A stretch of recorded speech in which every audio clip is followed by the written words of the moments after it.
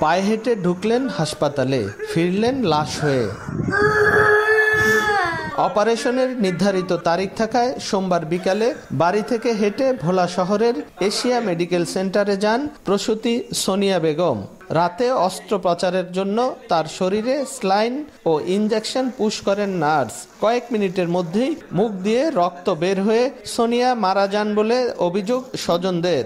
ভর্তির পর কোনো ডাক্তার রোগীকে দেখেননি বলেও অভিযোগ পরিবারের। এ ঘটনায় দৃষ্টান্তমূলক শাস্তির দাবি স্বজনদের। ভুল চিকিৎসার কারণে কিন্তু আমাদের রোগী আজকে হাইটে আসছে বাসা থেকে, রোগী মারা গেছে। আমরা এটা সুষ্ঠু বিচার চাই।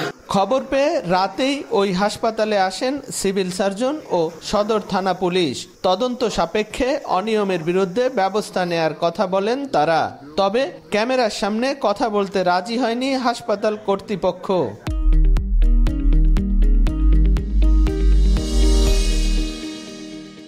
এখানে এই মুহূর্ত থেকে ডেলিভারি কার্যক্রম হবে না যতক্ষণ পর্যন্ত তদন্তের রিপোর্ট হয়ে একটা সিদ্ধান্ত কর্তৃপক্ষ না আছে। সোনিয়ার স্বামী কামাল ঢাকায় বেসরকারি প্রতিষ্ঠানে চাকরি করেন এবং এই দম্পতির একটি ছেলে সন্তান রয়েছে।